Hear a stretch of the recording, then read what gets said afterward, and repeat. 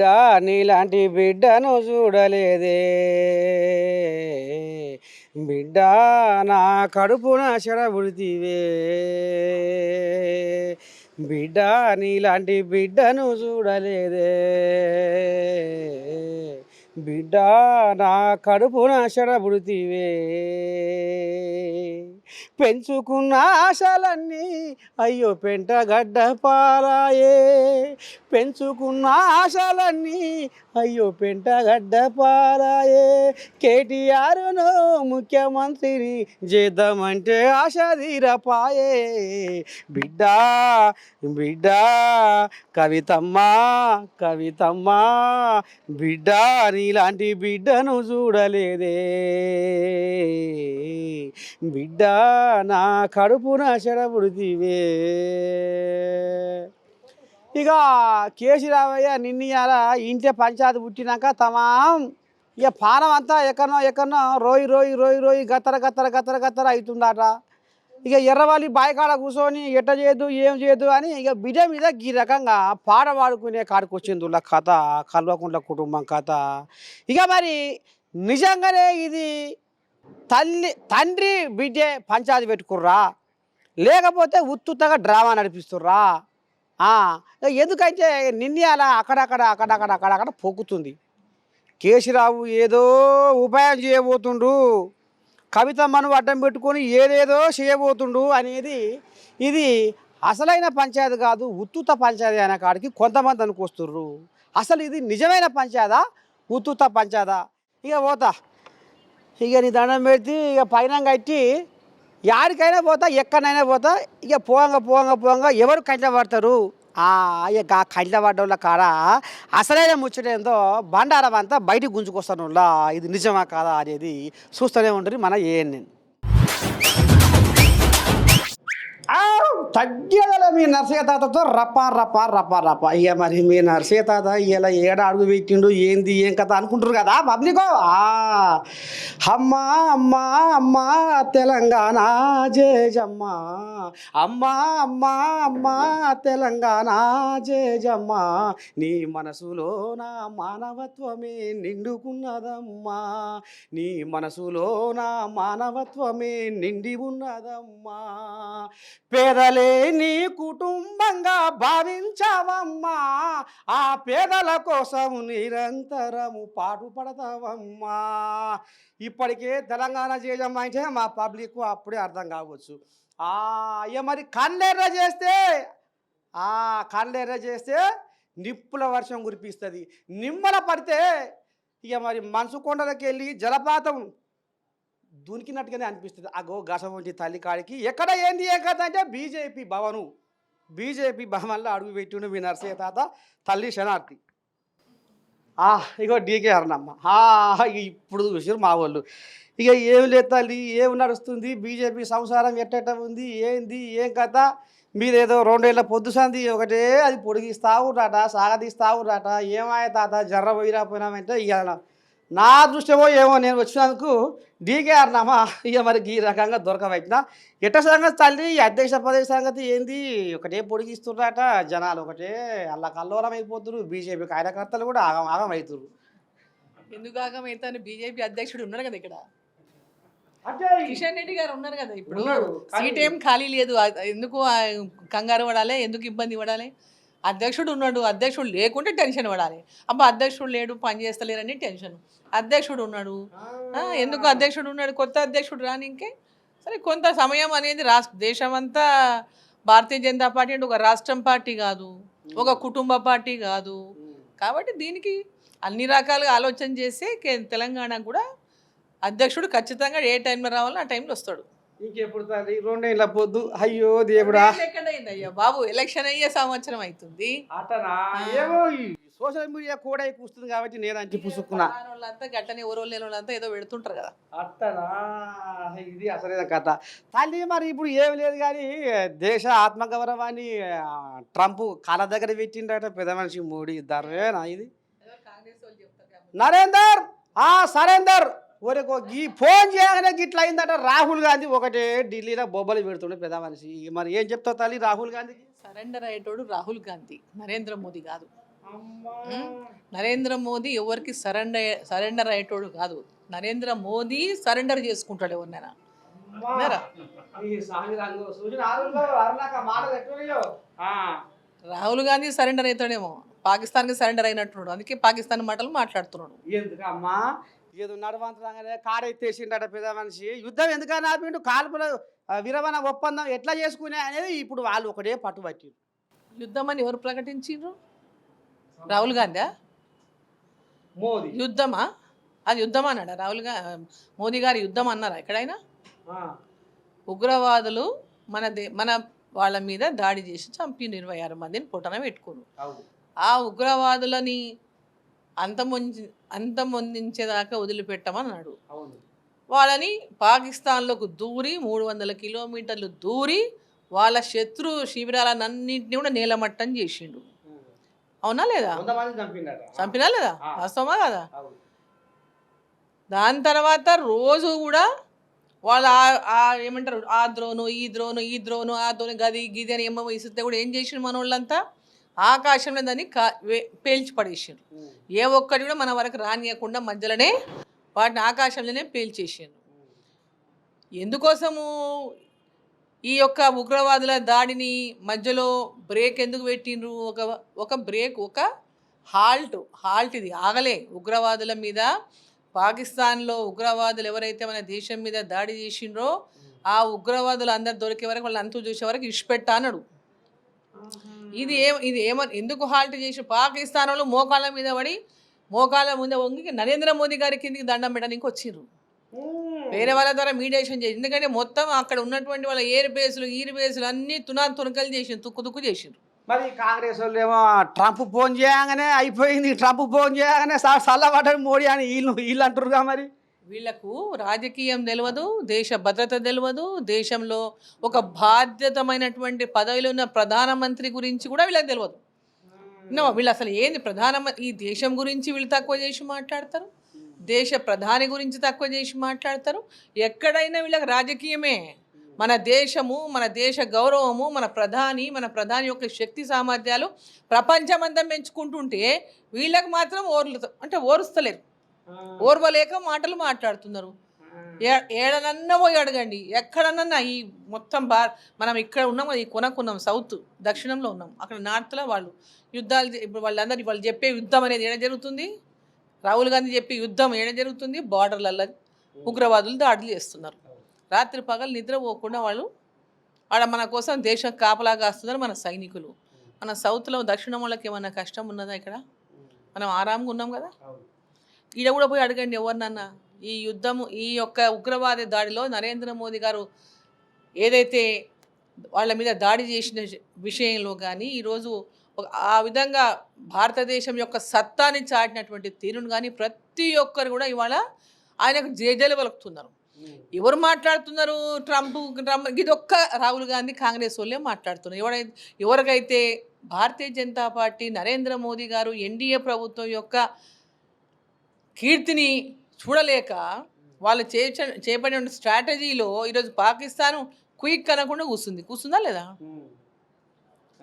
ఇప్పుడు ఇవన్నీ ఓర్వలేకుండా వాళ్ళు మాట్లాడతారు ఇటువంటి మాటలు. మన దేశ యొక్క గౌరవాన్ని విదేశాల్లో తగ్గించేటటువంటి ప్రయత్నం రాహుల్ గాంధీ హమేషా చేస్తూనే ఉంటాడు. ఆయన మాట్లాడిన మాటలు చూస్తే అసలు ఏదైనా చిన్నపిల్లగాడు మాట్లాడిన మాటలు ఉంటే ఒక ప్రతిపక్ష నాయకుడిలాగా మాట్లాడుతున్నాడు ఆయన. సరే, ఇక ఆయన ఇక చరిత్ర అట్లా ఉంది. తల్లి ఈ రకంగా ఆంబయం వెళ్ళబోసుకుంది. ఇంకో ముచ్చట ఏంటంటే తెలంగాణలో 8 మంది ఎంపీలు ఉన్నారు, 2 కేంద్ర మంత్రులు ఉన్నారు. మీరు ₹1 కూడా గుంజుకొస్తలేరట ఢిల్లీకి వెళ్ళి. వాళ్ళు ఒకటే మొత్తుకుంటున్నారు. ఇక్కడ మా రూపాయలు కాకుండా ఇలా రూపాయలు ఏం లేవు. ఇక్కడ తెలంగాణ మొత్తంలో ఇక్కడ అభివృద్ధి జరుగుతుందంటే కేంద్ర ప్రభుత్వం ఇచ్చిన రూపాయలతోనే, అవే రూపాయలతోనే జరుగుతుంది. ఇక్కడ ఏమున్నది చెప్పండి? మొత్తం ముఖ్యమంత్రి ఏం చెప్తున్నాడు? పైసలు లేవు అంటుండా లేదా? అసలు లేవు అంటే ఇక మరి ఆయన పెద్ద మనిషి కేసీరావయ్య అప్పుల కుంపటి చేసిపోయినట. తెలంగాణ నెత్తి మీద దరిద్రాన్ని కూర్చోబెట్టిపోయిండు. నేనేం చెయ్యా ఇక వాళ్ళు అప్పుడు అన్నాడు ఆర్టీసీ వాళ్ళు సమ్మెకో ధర్నాకో దిగుతుంటే ఓరి పాడే కుండలో పువ్వలేదు మీరు వచ్చి ఏం చేస్తారు అనేది ముందుగానే కుండ బద్దలు కొట్టిండు. ఇంతకంటే ముందు ముఖ్యమంత్రి కేసీఆర్ ఉండగా అందరమన్న మాట నేను కొత్త మాట మాట్లాడినా రేవంత్ రెడ్డి ఏమన్నా అందరం చెప్పిందే కదా, అప్పుల పాలు చేసిండు, ఇన్ని లక్షల కోట్లు అయింది అప్పు, అన్ని లక్షల కోట్లు అయింది అప్పు అని మనం అంతా చెప్పిన వాళ్ళమే కదా. అప్పుడు తెలియదా నాకు అప్పు ఎంత ఉందో? మరి ఈ మాటలన్నీ ఎందుకు చెప్పిండు ఎలక్షన్ల ముందర ఓట్లకు? 6 గ్యారెంటీలు గెలవని ఇంకా కుర్చీ కోసమే కదా చెప్పిండు. ఇప్పుడు కుర్చీ మీద కూర్చున్నాక పైసలు లేవంటే ఎట్లా?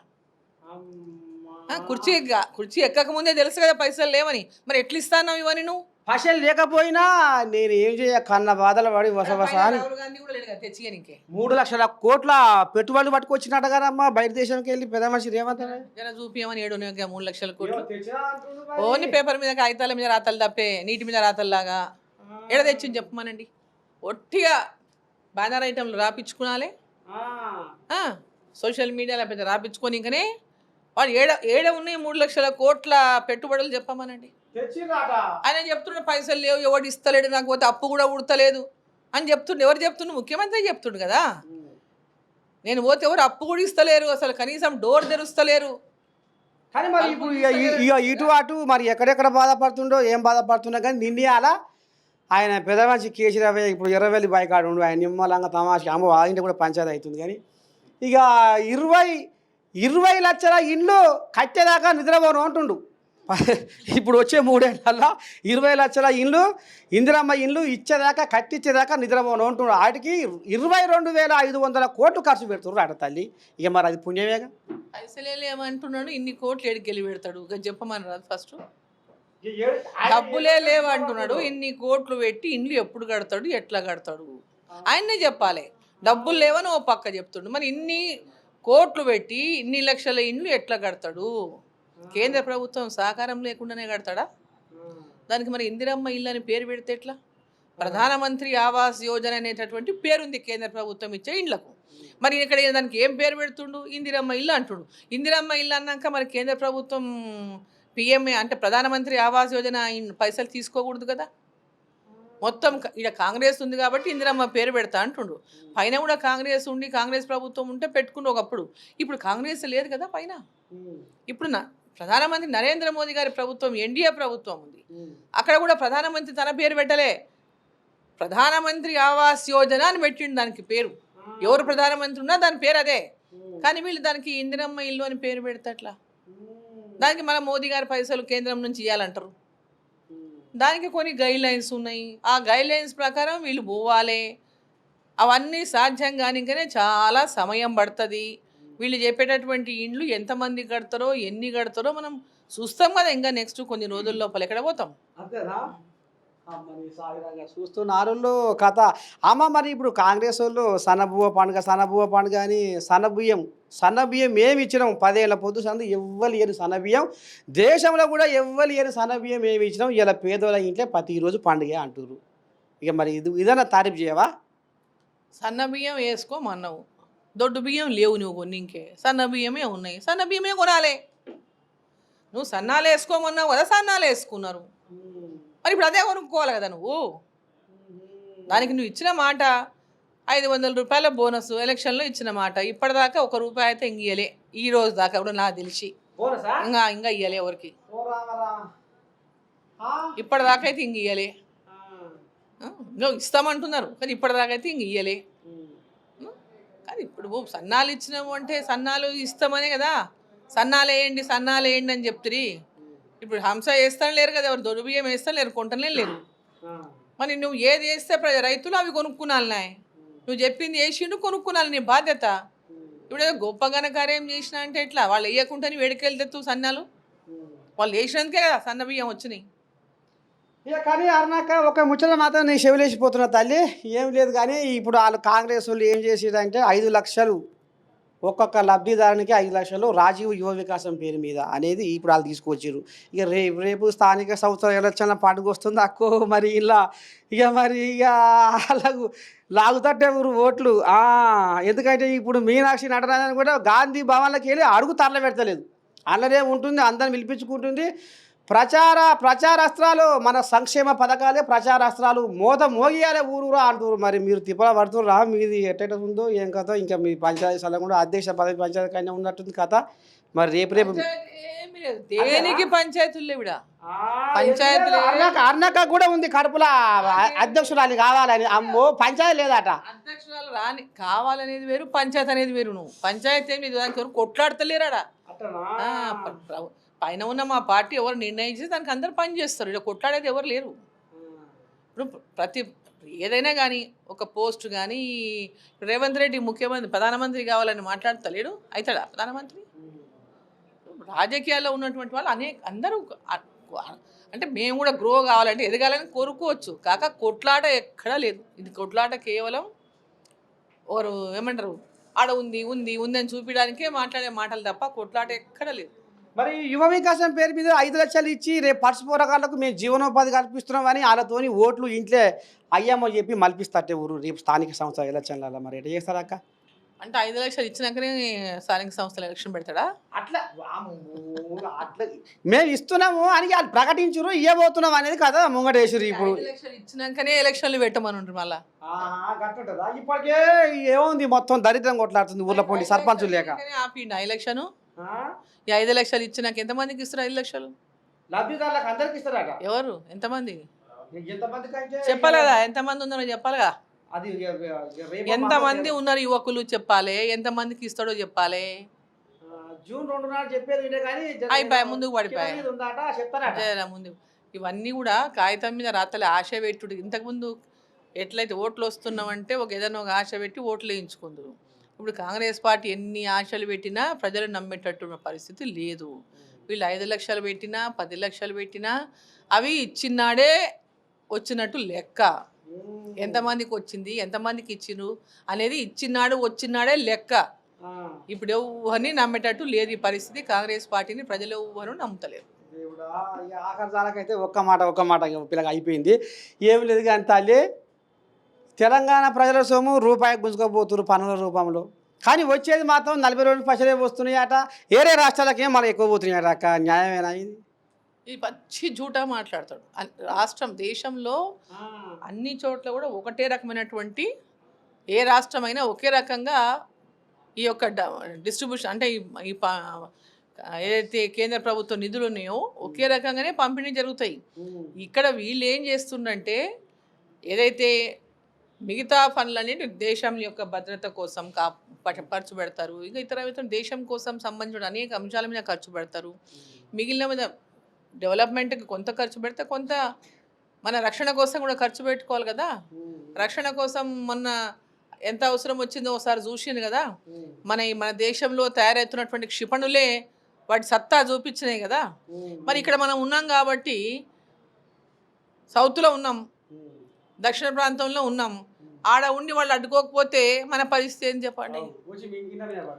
చెప్పండి. ఇప్పుడు మన బాధ్యతనా కాదా? దేశ రక్షణ అనేది మన బాధ్యత కాదా? దేశం యొక్క భద్రత మన బాధ్యత కాదా? దేశం డిఫెన్స్ అండ్ రక్షణ శాఖ మన బాధ్యత కాదా? దేశంలో సైనికులు మన బాధ్యత కాదా? దేశం బార్డర్ అంతా కూడా మన సైనికులను పెట్టి రక్షించుకోవడం మన బాధ్యత కాదా? ప్రత్యేకంగా తెలంగాణనే ఏమని ఇస్తుందా? దేశంలో ఉన్న అన్ని రాష్ట్రాలు దీనికోసము కేంద్రంలో ఉన్నటువంటి అనేక అంశాలపైన వాళ్ళ భాగం వాళ్ళు ఇవ్వాల్సింది. ఇప్పుడు మొత్తం 100% పన్నులు వసూలు చేసిన డబ్బులన్నీ కింద ఖర్చు పెడుతుందా రాష్ట్ర ప్రభుత్వం? కింద మనం అన్ని ట్యాక్సులు కడతాం, అన్నీ చేస్తాం, ఆ పైసలన్నీ మొత్తం ప్రజలకే ఇస్తున్నారా? అన్నీ ఊరికే రాజకీయంగా మాట్లాడేటటువంటి మాటలు, ఏదో ప్రజలకు తెలియదు కాబట్టి ఇట్లా మాటలు మాట్లాడి రెచ్చగొట్టి ఏదో సెంటిమెంట్తో ఇచ్చేయాలనేటటువంటి ప్రయత్నం తప్ప దాంట్లో వాస్తవాలు కాదు. ఈ బీఆర్ఎస్ బీజేపీలో విలీనం కాబోతుందని కవితమ్మ అయ్యతో పంచాయతీ పెట్టుకుంది. బాయికాడ అయ్య ఏడుస్తుండు, ఇక్కడ రోడ్ల మీద ఆమె ఏడుస్తుంది. ఈ పంచాయతీ సదకుండా కలిసిదా రేపు మరి బీఆర్ఎస్ బీజేపీలో? అటువంటి సమస్యనే ఉండదు, ప్రశ్నే ఉండదు. ఇదంతా వాళ్ళ కుటుంబంలో పంచాయతీ. ఆ కుటుంబంలో పంచాయతీ గురించి మేము ఎందుకు మాట్లాడాలి చెప్పు? ఇది పంచాయతీ సదకుండా ఈ పంచాయతీ మూతం అవుతుంది. ఇది నిజంగా పంచాయతీ అంటావా లేకపోతే డ్రామా అంటావా? పంచాయతీ డ్రామా రూపంగా నడిపిస్తున్నారు. అమ్మని సామిరంగా చూసిన ఆరులా అర్నాక బాంబు వేల్చింది. కుటుంబ పంచాయతీని డ్రామా రూపంలో తెలంగాణ జనాలలో ఇక అదేందో సానుభూతి పెంచుకుందామన్న ఆలోచన మీద అగో అర్నాక అయితే చెప్పింది. అది నేనంటున్న మాట కాదు. కుటుంబ పంచాయతీని డ్రామాగా నడిపిస్తున్న కథ మాత్రం ఈ రకంగా బయటేసింది అర్నాక. ఇక పొద్దుపోతుంది. అక్క కోసం 100 మంది ఎదురు చూస్తున్నారు. ఇక చూస్తూనే ఉండరు. మీరు కెమెరామెన్ శివతో మీ నర్సయ్య తాత, బీజేపీ భవన్.